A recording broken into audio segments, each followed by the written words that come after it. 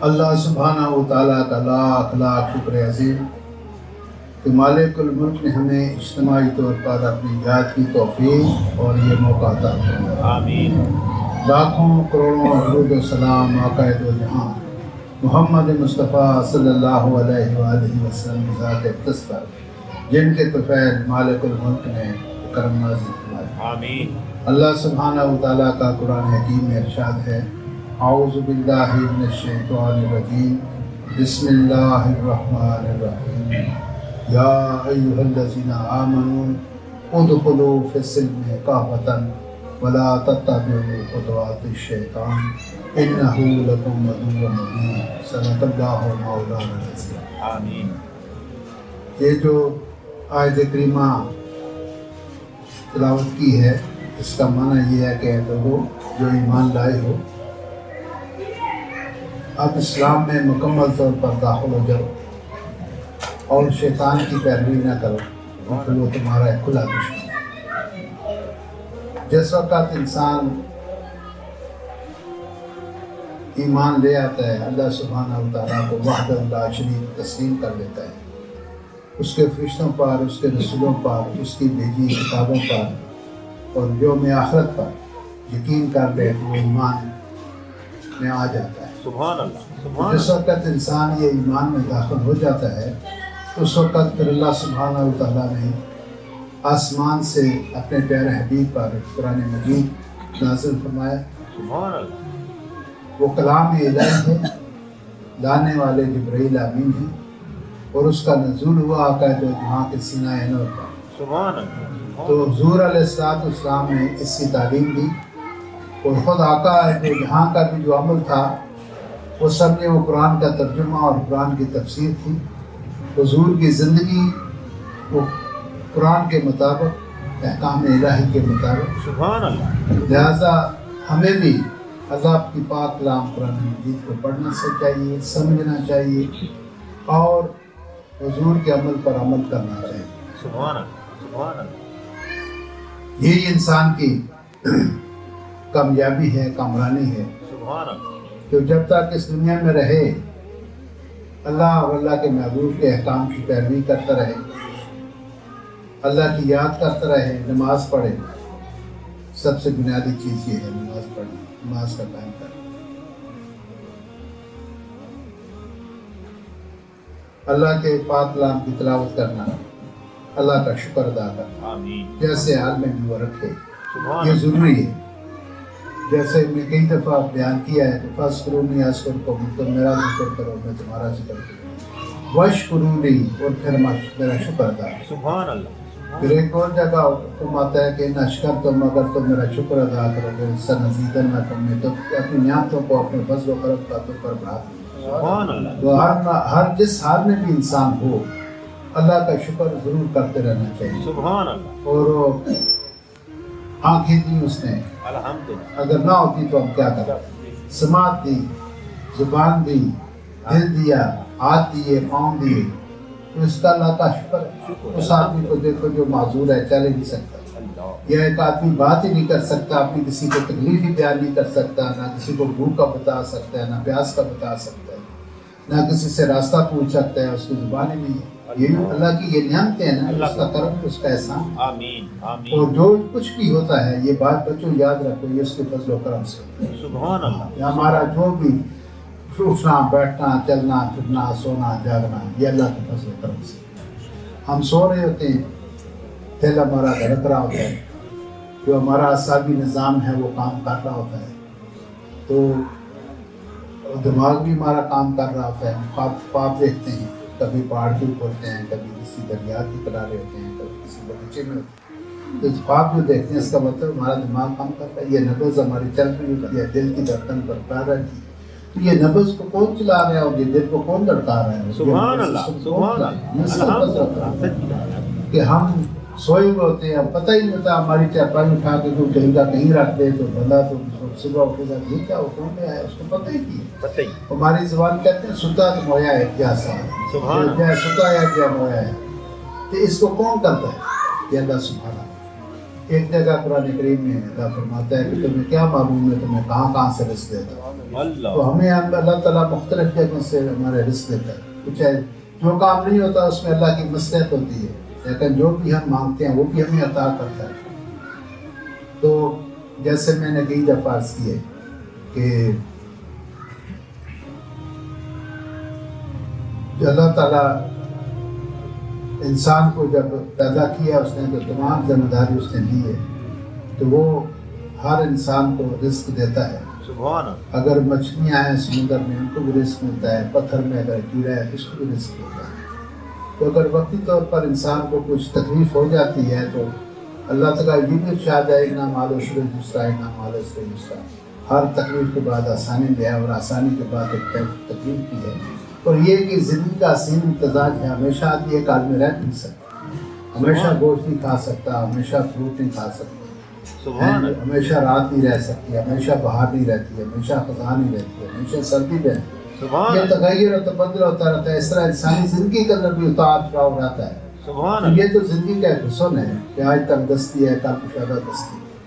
اور اگر آپ دیکھیں، اگر آپ جتنے آپ حضرات بیٹھے ہوئے، اگر آپ بچپن سے لے کے اس وقت تک یا اپنی پیدائش سے لے کر اس وقت تک اگر آپ 40 سال کے ہیں، 50 سال کے، 60 سال دیکھیں آپ کا بچپن کیا تھا اور اس وقت اب کیا ہے. سبحان اللہ. ہے نا؟ سبحان اللہ. اب کیا ہے تو آپ کو اندازہ ہوگا تو یار وہ وقت اور آج کے وقت میں تو زمین آسمان کا فرق ہے. کہاں سے کہاں میں رب سبحانہ تعالیٰ نے ہمیں پہنچا دیا، کیا کچھ بھی اس نے عطا کر دیا. سبحان اللہ. ہے نا؟ سبحان سچی اللہ بات. تعالیٰ کا کرم. تو عزیزان گرامی، قرآن حکیم پڑھتے رہا کریں، تلاوت کریں، اس کے معنی مطالب جانیں اور اس کے مطابق اپنی زندگیوں کو گزاریں. سبحان اللہ. اور نبی پاک صلی اللہ علیہ وسلم کے جو نقش قدم ہے اس پر چلیں، جو کچھ آپ نے کیا وہ کریں. اگر ہم اس کا جتنا بھی تعلیمات اسلامی ہیں، قرآن کے جو احکامات ہیں یا نبی پاک کی جو سنتیں ہیں، اس میں سے اگر 10% بھی ہم اس پر عمل پیرا ہو گئے، 10%، 100% نہیں، 100% کریں تو پھر تو بات ہی کچھ اور ہو جاتی ہے. ہاں پھر تو بات ہی کہیں کی کہیں پہنچ جائے. انہوں نے جنہوں نے کیا ہے، عمر فاروق نے کیا ہے، عثمان غنی نے کیا ہے، علی مولا مشکل کشا نے کیا، بکر صدیق نے کیا، انہوں نے 100% کیا ہے. ان کے جو مراتب ہیں وہ اگر ہم بھی ویسا کریں تو پھر بھی پتہ نہیں ہمارے اللہ تعالیٰ کتنے مراتب بلند کر دے، کتنے درجات بلند کر دے. کیا سے کیا اگر 10% بھی ایک چھوٹا سا خوبصورت سا واقعہ بیان کرتے ہیں تو پھر دعا کرتے ہیں، زیادہ وقت نہیں دیتے. ایک دفعہ آقا تو جہاں کو معلوم ہوا کہ سیدنا علی مولا مشکل کشا اور سیدہ فاطمہ الزہرا کچھ آپس میں ناراض ہیں، میاں بیوی خفا ہے. تو حضور خود ڈھونڈنے علی کا پوچھا، علی کہاں ہے؟ کسی نے بتایا کہ وہ مسجد میں. تو آپ خود تشریف لے گئے بنفس نفیس سیدنا علی کا اللہ. اٹھو علی تمہارے گھر چلنا ہے. تو وہ ان کو ساتھ لے کے گھر آ گئے. اور وہ دونوں میاں بیوی میں اختلاف ہے، خفتی ہے. حضور وہاں پہ لیٹ گئے زمین پر. تو علی کو کہا، علی تم اس طرف آ جاؤ، میرے پہلے میں لیٹ ہے، تم بھی لیٹ ہو پہلے سے. تو اس علی سیدنا علی کو بھی لٹا دیا، دوسری طرف اپنی بیٹی فاطمہ الزہرا خاتون جنت کو لٹا دیا. سبحان اللہ. وہ ایک پہلو میں بیٹی لیٹی ہے، ایک پہلو میں داماد لیٹی. تو انہوں نے سیدنا علی کا ہاتھ پکڑ کر اپنے چھاتی پر رکھا، سینہ مبارک کا سینہ نور پر، اور اس کے اوپر فاطمہ الزہرا کا ہاتھ رکھا. اللہ آپ خوش ہو جائے. تو یہ کیسا طریقہ ہے؟ کیا آپ سوچیں کہ ہم ایسی ہماری کوئی بیٹی ناراض ہو یا ہمارا کوئی داماد ہو تو ہم ایسی کرتے ہیں؟ تو ہم تو ہمیں اگر کوئی شکایت ملے تو کہتے ہیں چھوڑ، بیٹی کو کہتے ہیں آ جا گھر، دیکھا جائے گا، بعد میں دیکھ لوں، میں سے نہیں لوٹ لوں گا. کیسا کرتے ہیں؟ وہ بیٹی آ کے گھر بیٹھ جاتی ہے، پھر جب تک ان سے گردے نہ ہو، جماعت نہ ہو، معافی بھی نہ ہو، وہ آئے نہ، پتہ نہیں کیا کیا ہم کر گزرتے ہیں. یہ کتنا سمپل سی بات ہے. اور ہم اس میں اپنی انا جو ہے نا، انا ہمیں جھکنے نہیں دیتی کہ یار ہم کیوں جائیں اس کے پاس. تو آپ یہ ہمیں جو اکثر ہمارے مسائل ہوتے ہیں جس کو انگریزی میں ایگو کہتے ہیں اور ویسے اس کو انا کہتے ہیں، وہ میں یہ کام کر، یہ جو میں ہے نا انسان کو مارتا ہے. کہ میں کیوں جاؤں. وہ اگر بڑا چھوٹا اگر آپ کو آ کے مل جاتا ہے، سلام دعا لے لیتا ہے، تو یہ اس کا احترام ہے، اس کا ادب ہے، کوئی بڑے کے پاس آئے. اگر وہ نہیں آیا چھوٹا تو بڑا چلا جائے تو اس کی شفقت ہوگی، پھر اس کو چلا جانا چاہیے. یہ ہمیں ہماری جو انا ہے نا، یہ ہمیں کچھ کام کرنے نہیں دیتی.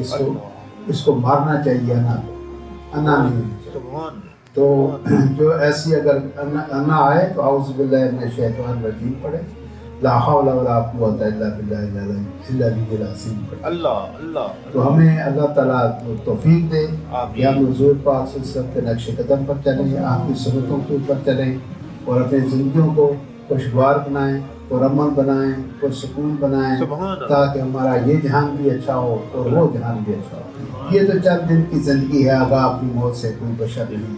سامان 100 برس کا ایک پر سبحان اللہ. تو 1000 سال بھی بندہ جیے، آخر اس نے جانا ہی جانا. جان نہیں ہے. تو وہاں ابدی وہاں تو ایسی زندگی ہے جہاں موت آنی ہی نہیں ہے. اللہ. اچھا چلو بات میں آ گئی، آپ کو ایک اور خوبصورت بات بتا دیں، دعا کرتے ہیں. تو 4 چیزیں ہیں جس کی انسان تمنا کرتا ہے. کتنی چیزیں؟ 4. ایک تو وہ چاہتا ہے، جلد باز ہے، کہتا ہے یہ کام جلدی ہو. تو ڈرائیور کہے گا بھائی جلدی چلاؤ، جلدی وہاں پہنچے. یہ مستری کہے گا ابھی تک یہ کام نہیں ہے، تم دل ذرا ہاتھ چلاؤ تھوڑا، اس کو جلدی کرو. کوئی بھی کام ہے جلدی کرو، جلد باز. دوسرے نمبر پر انسان ہرس ہے، لالچ. 1 لاکھ کو کہتا ہے 2 لاکھ ہو جائے، 2 لاکھ ہوتا ہے کہتا ہے. اور تیسری بات حسن پرست ہے، خوبصورت چیز سے پیار کرتا ہے. تو پوچھے نا یار یہ آپ نے گھڑی کے اوپر جا رہا تھا بازار، یہ اچھی لگی میں نے لے لی. یعنی آپ نے پہلے اس کی خوبصورتی دیکھی، یہ ٹوپی آپ نے بیٹا ہاں جی یہ بس جا رہا تھا اچھی لگی تو میں نے لے لیا. کئی قسم کی ٹوپیاں ہیں، آپ نے لے لی، مجھے اچھی لگی. کپڑا یہ مجھے اچھا لگا، یہ جوتا مجھے اچھا لگا، یہ بھی خوبصورت لگا. سب سے پہلے انسان حسن پرست ہے، خوبصورت چیز کو پسند کرتا ہے. اور چوتھی چیز یہ یاد رکھنا، چوتھی چیز یہ کو مرنا نہیں چاہتا. وہ کہتا ہے مجھے خان میں لے جاؤ، مجھے لندن لے جاؤ، بیرون ملک لے جاؤ، میری ساری پراپرٹی بیچ دو، میرا علاج کراؤ، میں مرنا نہیں چاہتا. یہ 4 چیزوں کا انسان متمنی رہتا ہے. لیکن یہ 4 چیزیں یہاں نہیں ہیں، یہ اگلے جہان. اللہ اللہ. تو آپ نے میں نے پہلے کہا ہے نا کہ جلد باز ہے، یاد ہے نا آپ کو 4 چیز جلد باز ہے. وہاں ایسا کام ہوگا آپ سوچیں گے، دل میں آئے گا کہ انار ہو تو میں کھاؤں، آپ کے سامنے پڑا ہو. سبحان اللہ. سوچا آپ نے اور آپ کے سامنے آ اتنی جلدی. صرف ابھی آپ نے منہ سے بولا نہیں، کسی سے کہا نہیں یار مجھے فلاں چیز اورنج لے کے دو، کنی لا کے دو، کیلا لا کے دو، مجھے شہد لے کے لاؤ. کوئی چیز بھی آپ نے منہ سے نہیں کہا، خیال آیا آپ کو اور آپ نے دیکھا آپ کے سامنے رکھا. اللہ. اس جلد بازی کا اہتمام اگلے جہان میں جنت میں ہے. ٹھیک. دوسرا کیا تھا؟ ہرس، ہوس، لالچ. 1 لاکھ ہو، 2 لاکھ ہو، 1 کنال زمین ہو کہتا ہے 2 کنالیں ہو، 100 کنال ہو کہتا ہے 200 کنال ہو. تو اللہ سبحانہ و تعالیٰ نے آپ کی اس ہرس اور ہوس کا اور اس لالچ کا انتظام وہاں کر دیا ہے. یہ بیٹھے ہوئے دونوں ہوس بیٹھے ہوئے میرے سامنے. تو اللہ تعالیٰ نے فرمایا جو جنت میں اپنے بندے کو دوں گا کا عرض والسماوات والارض، اس کا جو عرض ہے، عرض وہ زمینوں اور آسمانوں کے برابر ہے. اللہ. لمبائی اس نے بتائی نہیں کہ اس کے طول کتنا ہوگا اس کا، یہ تو صرف عرض بتایا کہ عرض والسماوات والارض، جو جنت میں اپنے بندے کو دوں گا اس کا جو عرض ہے وہ آسمانوں اور زمینوں کے برابر ہے. آپ 7 زمینیں 7 آسمان آپ دیکھ لیں، شمار وہ کیلکولیٹر نہیں بنا جو اس کو فاصلے کو آپ سمیٹ سکے، بتا سکے کہ یہ زمین سے آسمان کتنا دور ہے، چاند کے ستارے کتنے دور ہے، یہ جو سورج کتنی دور ہے، یہ جو شمس سیارے ہیں، مریخ کتنی، مشتری کتنی دور ہے. اب وہ آلہ ہی نہیں بنا، وہ کیلکولیٹر نہیں بنا جس میں وہ ساواس. اللہ. اتنا بڑا سوال ہوگا، آپ گھومتے رہو. سبحان اللہ. طول بتایا ہی نہیں، طول اللہ تعالیٰ نے عرض والسماوات والارض. تیسری چیز حسن پرست.